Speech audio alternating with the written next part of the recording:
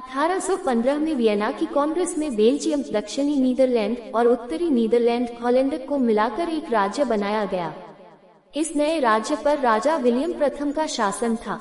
हालांकि उनकी नीति बेल्जियम के पूंजीपति वर्ग के लिए फायदेमंद थी, लेकिन इसका विरोध भी हुआ। कैथोलिकों ने पादरी संबंधी मामलों में प्रोटेस्टेंट राजा के हस्तक्षेप का विरोध किया। उदारवादियों ने अधिक स्वतंत्रता की मांग की। 1828 में कैथोलिक और उदारवादियों ने मांगों का एक ठोस कार्यक्रम तैयार किया। कैथोलिक और उदारवादियों के बीच के संबंध को संघवाद कहा जाता था। घटनाओं की एक श्रृंखला के बाद 1830 में ब्रसल्स में क्रांति भड़क उठी। विलियम आई ने अपनी सेना भेजी, लेकिन उन्हें 27 सितंबर 1830 को निष्कासित कर दिया गया। विद्रोहियों को शहर के बाहर स्वयंसेवकों से समर्थन मिला। इस विद्रोह के बाद बेल्जियम उत्तरी नीदरलैंड से अलग हो गया। एक अनंतिम सरकार ने 4 अक्टूबर 1830 को स्वतंत्रता की घोषणा की। उसी वर्ष 3 नवंबर को 30,000 पुरुषों के एक निर्वाचक मंडल द्वारा एक राष्ट्रीय कांग्रेस का चुनाव किया गया, जिन्होंने एक निश्चित स्तर का कर चुकाया या जिनके पास विशेष योग्यताएं थीं। 7 फरवरी 1831 को राष्ट्रीय कांग्रेस ने एक संविधान अपनाया, जो अपने समय के लिए बहुत प्रगतिशील था। 4 नवंबर को लंदन में बेल्जियम के भविष्य पर एक कूटनीतिक सम्मेलन शुरू हुआ। उस समय की महान शक्तियों ने बेल्जियम के उत्तरी नीदरलैंड से अलग होने को मान्यता दी। सैक्स कोबर्ग के लियोपोल्ड आई बेल्जियम के पहले राजा बने। 1831-1865 1865 में उनके बेटे लियोपोल्ड II 1865-1909 ने उनका स्थान लिया। उनके शासनकाल में बेल्जियम दूसरी सबसे महत्वपूर्ण औद्योगिक शक्ति बन गया। दोनों राजा औपनिवेशिक अभियानों को बढ़ावा देकर बेल्जियम की आर्थिक स्वतंत्रता को सुरक्षित करना चाहते थे, लेकिन वे 19वीं सदी के अंत तक इसमें सफल नहीं हुए। ये वह समय था जब लियोपोल्ड द्वितीय ने हेनरी स्टेनली द्वारा कांगो बेसिन में किए गए अभियानों का समर्थन किया था। उन्होंने स्थानीय प्रमुखों के साथ समझौते किए, जिसके परिणामस्वरूप राज्यों का एक संघ बना। पहले तो राजा के संचालन में बेल्जियम सरकार और संसद का कोई हाथ नहीं था। चूंकि लियोपोल्ड द्वितीय मध्य अफ्रीका के क्षेत्रों का पहला आधिपत्यधारी था, इसलिए 1884 में बर्लिन के सम्मेलन में उसकी स्थिति मजबूत थी।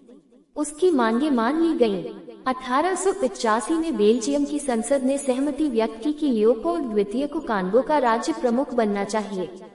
1908 में कांगो का नियंत्रण बेल्जियम राज्य को सौंप दिया गया। हालांकि जब बेल्जियम स्वतंत्र हुआ तो महाशक्तियों ने उसे तटस्थ रहने के लिए मजबूर किया, लेकिन वह प्रथम विश्व युद्ध से बच नहीं सका।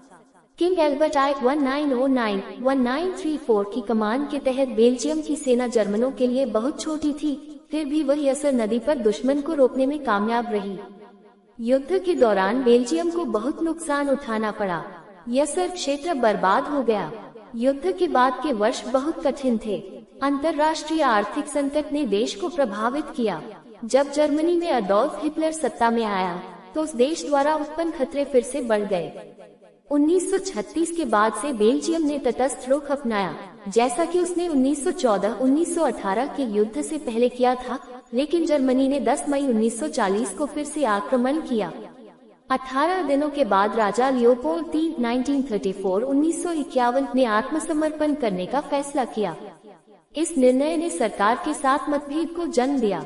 युद्ध के बाद राजनीति में राजसी प्रश्न हावी हो गया। 1951 में लियोपोल्ड III ने अपने बेटे बॉयन आई के पक्ष में राजगद्दी छोड़ दी। इस राजा ने 1993 में अपनी मृत्यु तक शासन किया। 9 अगस्त 1993 को उनके भाई अल्बर्ट II बेल्जियम के छठे राजा बने। समुदायों के बीच संबंधों के सवाल ने हाल के बेल्जियम के इतिहास में एक बहुत ही महत्वपूर्ण भूमिका निभाई है। 4 राज्य सुधारों के बाद बेल्जियम एक संघीय राज्य में तब्दील हो गया। राजनीतिक परिदृश्य में आर्थिक समस्याओं और बढ़ते अंतर्राष्ट्रीयकरण का भी बोलबाला है। बेल्जियम ने बेल्जियम लक्समबर्ग आर्थिक संघ, बेनेलक्स और यूरोपीय संघ के निर्माण में महत्वपूर्ण भूमिका निभाई। संयुक्त राष्ट्र के सदस्य के रूप में और विश्व शांति की सेवा में बेल्जियम अक्सर अपने सैनिकों को शांति मिशनों पर भेजता है या दुनिया भर के क्षेत्रों में अपने पर्यवेक्षकों को भेजता है।